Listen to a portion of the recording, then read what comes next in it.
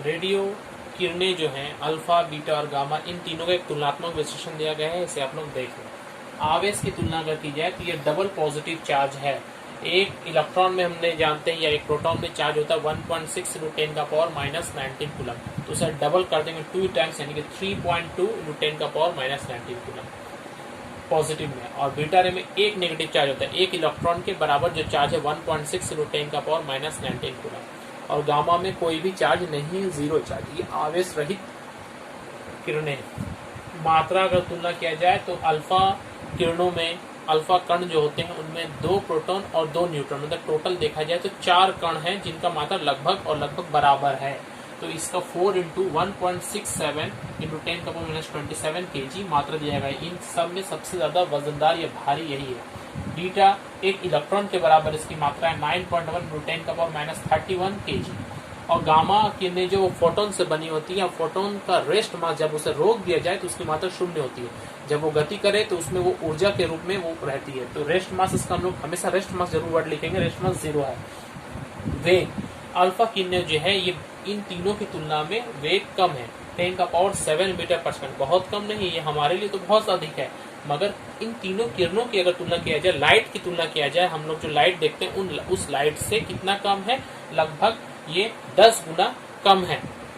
और बीटा किरणें जो है ये लाइट से थोड़ा कम है, बहुत ज्यादा नहीं, थोड़ा कम है। इसे कह सकते हैं 3/10 7/10 ऑफ वेलोसिटी ऑफ लाइट, लगभग 10 का पावर, इसे लगभग का साइन देकर लिखेंगे तो अच्छा रहेगा, 10 का पावर 8 मीटर पर सेकंड। और लाइट के ही वेग से जाता है गामा किरणें 3 × 10 का पावर 8 मीटर पर सेकंड। तो इन तीनों में सबसे अधिक तेज कौन जाता है, गामा रे। तो नेक्स्ट जो है इसी से मिलता जुलता है पेनिट्रेशन। पेनिट्रेशन का मतलब होता है छेद कर जाना।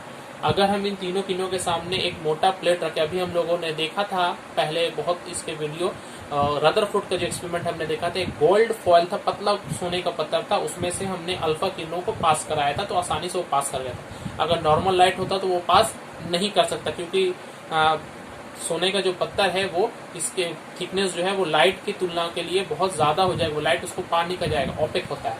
तो यहाँ पेनिट्रेशन जो है अल्फा किरणों का, चूंकि इसका वेग इन दोनों से कम है तो पेनिट्रेशन पावर भी क्या होगा, कम होगा।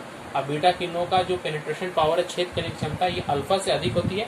और चूंकि गामा किरणें जो है ये सबसे अधिक वेग से जाती हैं, तो इनका जो पेनिट्रेशन पावर है ये सबसे अधिक होता है। ये इतने मोटे पत्थर को भी, मतलब 1 सेंटीमीटर 2 सेंटीमीटर के जो अल्युमिनियम का पत्थर होता है उसे भी ये छेद करके बाहर निकल सकता है।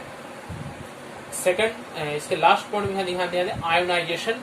आयोनाइजेशन का मतलब होता है जब ये किरणें किसी गैस से होकर गुजरती हैं तो उस गैस से इलेक्ट्रॉन लेती या उसे इलेक्ट्रॉन दे सकती है, मतलब वो गैस को चार्ज कर सकती हैं। तो अल्फा किरणों के पास चूंकि 2 पॉजिटिव चार्ज है, ये क्या करता है, जब हवा से अगर गुजरेंगे तो हवा में जो गैसें हैं उनसे 2 इलेक्ट्रॉन ले लेते हैं, तो इलेक्ट्रॉन लेकर ये न्यूट्रल हो जाते हैं और उन्हें वो चार्ज कर देता है।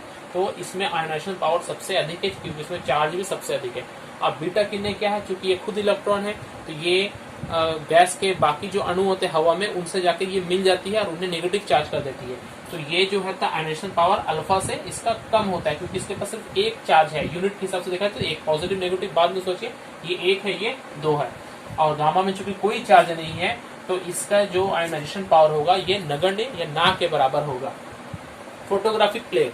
फोटोग्राफिक प्लेट क्या होता है, फोटोग्राफिक प्लेट अगर हम सिंपल भाषा में समझे, जो हम एक्सरे देखते हैं, एक्सरे जो प्लेट में किया जाता है, वो जो फिल्म देता है वो नहीं, वो एक प्लेट होता है, उससे फिर उसके बाद उस फिल्म में लाया जाता है। तो फोटोग्राफिक प्लेट पे अगर हम लोग अल्फा किरणें देंगे, जिस तरह से एक्सरे देते हैं तो उस पर एक छाप उतर जाता है, दाग हो जाता है, ठीक उस तरह से अल्फा में भी ये प्रभावित करती है, अल्फा किरणें और बीटा किरणें, मगर गामा किरणें प्रभावित नहीं करती। मतलब गामा किरणों के सामने अगर फोटोग्राफिक प्लेट रखा जाए तो उस पर कोई भी असर पता हमें नहीं चलेगा, हमें पता ही नहीं चलेगा कि गामा किरणें हैं या नहीं, मगर इन दोनों को हम फोटोग्राफिक प्लेट से पता कर सकते हैं। ये पूरा तीनों को एक साथ अगर पढ़ेंगे तो डेफिनेशंस आता है। यहाँ पर कुछ इंपॉर्टेंट क्वेश्चंस भी होते हैं, जैसे कि आयोनाइजेशन पावर के हिसाब से अल्फा, बीटा और गामा किरणों को सजाएं, मतलब बढ़ती हुई आयोनाइजेशन पावर, बढ़ती हुई पेनिट्रेशन पावर, इन दोनों के आधार पर हमारे पास क्वेश्चन आता है। तो अगर हम पहला क्वेश्चन करें,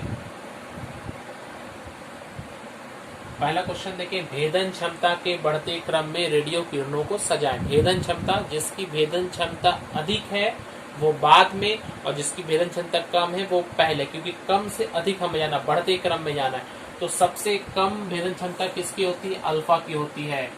और अल्फा से थोड़ा अधिक कौन है, बीटा, तो ग्रेटर देन का साइन देखेंगे, अल्फा लेस देन बीटा, और उसके बाद लेस देन गामा, सबसे अधिक कौन है, गामा। तो इसे हम लोग इस हिसाब से सजाएंगे, साइन को ध्यान देंगे, अगर नहीं भी आता तो कॉमा देकर लिख देंगे, लेकिन ये जो क्रम है इसी तरह से रहना चाहिए, अल्फा फिर बीटा और फिर गामा। अल्फा की भेदन क्षमता सबसे कम होती है क्योंकि इसका वेग सबसे कम होता है, और गामा की भेदन क्षमता सबसे अधिक होती है क्योंकि इसका वेग सबसे अधिक होता है। तो ये क्रम में हम सजाएंगे। यही क्वेश्चन अगर उल्टा आ जाए भेदन क्षमता के घटते क्रम में, तो घटते क्रम का मतलब क्या होता है, घटते क्रम का मतलब होता है बड़ा से छोटा। तो बड़ा से छोटा क्या होगा, जिसका अधिक है तो उससे हम लोग ऐसे लिखेंगे घटते क्रम में, gamma less than less than beta less than alpha. ये इस रूप से ठीक उल्टा हो जाएगा, ये भी साइन उल्टा हो जाएगा, गामा के सबसे अधिक है, उसके बाद बीटा, उसके बाद अल्फा। तो ये घटते क्रम है, ये कैसा है, घटता क्रम। नेक्स्ट क्वेश्चन है आयनीकरण क्षमता के बढ़ते क्रम में इन किरणों को सजाओ। आयनीकरण क्षमता मतलब गैसों को आयनीकृत करने की क्षमता, जिसमें चार्ज अधिक होगा वो अधिक आयन आयनीकृत करेगा। तो यहाँ पर बढ़ते क्रम में सजाना मतलब जिसकी क्षमता सबसे कम होती है तो उससे पहले लिखेंगे। तो गामा की आयनीकरण क्षमता सबसे कम होती है, गामा से अधिक होता है बीटा का, और बीटा से अधिक होता है अल्फा का। तो ये ठीक उल्टा हो जाएगा इसे, गामा बीटा और अल्फा। साइन को ध्यान देंगे, घटते क्रम में बढ़ते क्रम में आयनीकरण क्षमता है यहाँ पर गामा बीटा अल्फा। घटते क्रम में पूछेगा तो ठीक उल्टा हो जाएगा, घटता क्रम है ये।